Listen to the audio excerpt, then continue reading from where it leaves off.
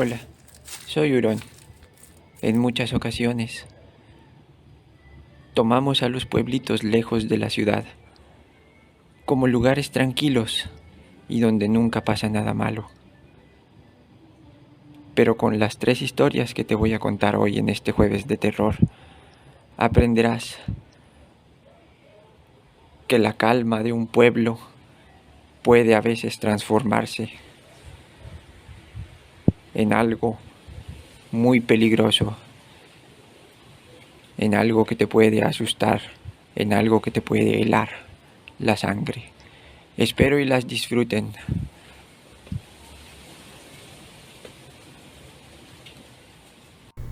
Hola, Aurón. Tengo 2 historias que compartir. Las dos me las contaba mi mamá cuando yo era más pequeño. Ella es de un pueblito de Nuevo León, un pueblo el cual no diré su nombre. Cada año hacen festejos en verano. Mi mamá dice que nunca la dejaron ir a esos festejos cuando era niña por una leyenda del lugar. La leyenda cuenta que a mediados del siglo pasado, una muchacha de 15 años llamada Ana tenía muchos pretendientes porque era muy bonita y hablaba muy bien. A mediados de un mes de julio, Ana salió de su casa para ir a una de esas fiestas en el pueblo, en la plaza principal.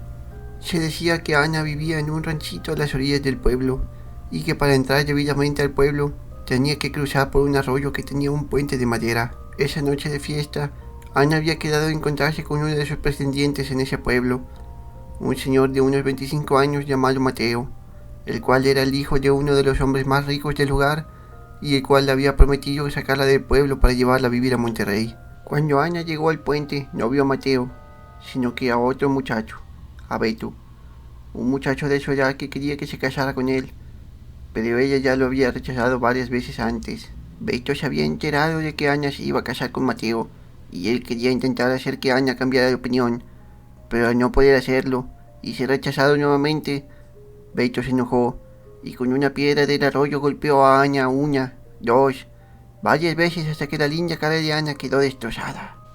Beto, en lugar de sentir remordimiento, quiso también acabar con la vida de Mateo y regresó a su casa por el revólver de su papá. Cuando regresó al arroyo a esperar a Mateo, este ya estaba ahí, vomitando al lado del cuerpo de Ana. Y Beto le confesó lo que hizo, y antes de que este pudiera sacar el revólver, Mateo le disparó con el suyo propio, sin importarle que Beto fuera un niño.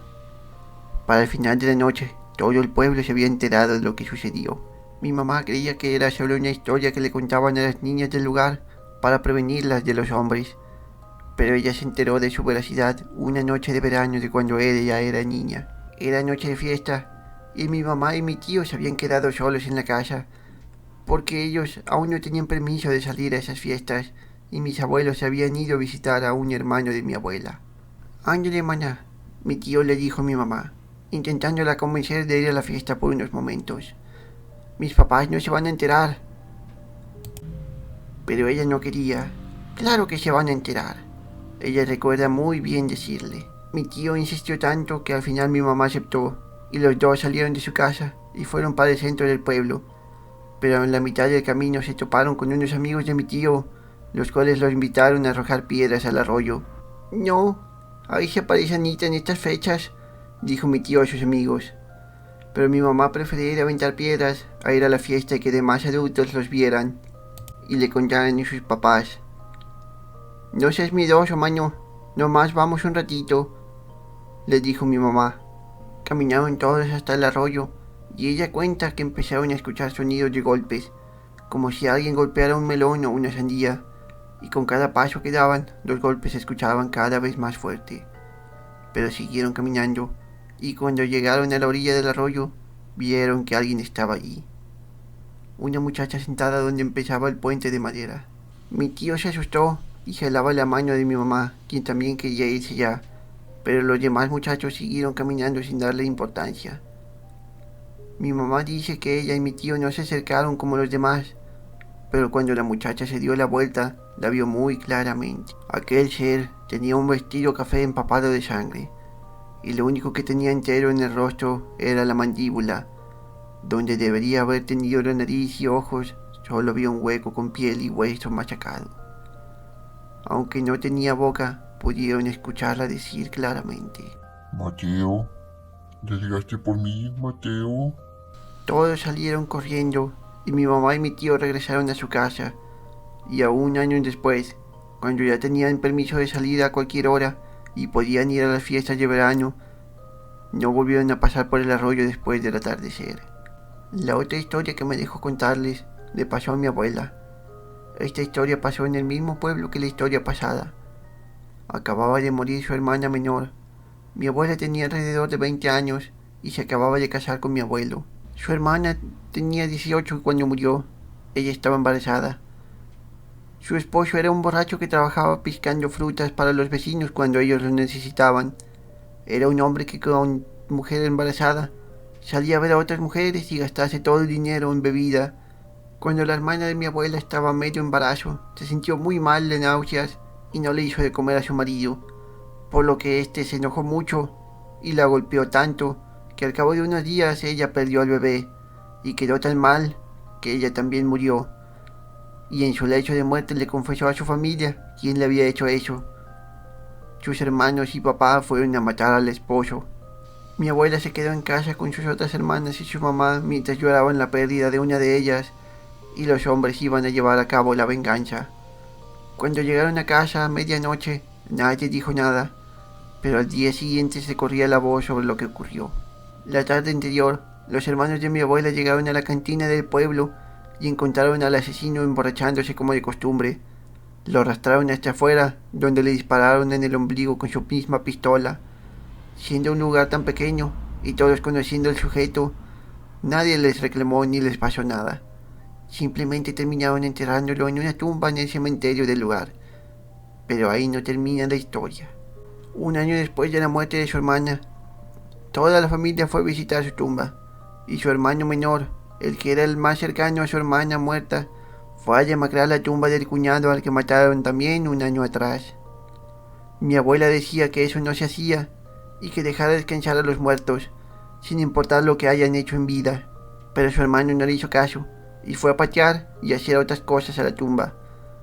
No volvieron a ver en ese día a su hermano, y al día siguiente alguien fue a avisarles que lo habían encontrado muerto, enterrado a medias a un lado de ese hombre. Hola, Aurón. Hoy te voy a contar una historia de mi abuelito. Él era de un pueblito llamado Las Lomas en Durango. Él vivía en una casita a medio pueblo, enfrente de la típica iglesia de rancho, donde casi no había misa porque casi no iba el padre del pueblo, pero aún así se juntaba la gente los domingos. A mi abuelo siempre le gustó lo sobrenatural.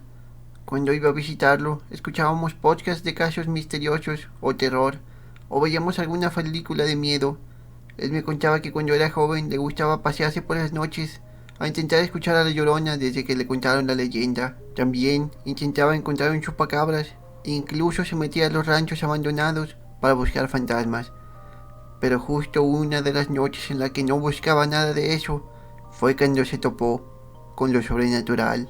Me contó que en una noche en la que acababa de llevar a mi abuela a su casa, la cual en esos tiempos apenas era su novia, se le antojó ir por una cerveza a uno de los bares del pueblo. Se hizo a un lado, esperando que no fuera el lado por donde pasara la carreta, pero no veía nada aún. Pero de un momento a otro vio la carreta aparecer de enfrente de sus ojos. La aparición la vio como si fuera algo sólido. No era transparente como siempre dicen. Vio claramente al conductor y a 3 mujeres en la parte trasera de la carreta. Dice que escuchó claramente, como si se lo dijeran al oído: Perdónenme, no me dieron permiso y yo me escapé solo para morir acá afuera. Contó que la carreta desapareció un poco después de que pasara a su lado. Tardó en comprender lo que había pasado, pero cuando lo hizo, se estremeció y no fue por su cerveza. Gracias por escucharme. Gracias por escuchar estos 3 relatos que te traje hoy. Hoy fue una noche muy especial, porque hoy llegamos a los 30 suscriptores. Gracias, amigos.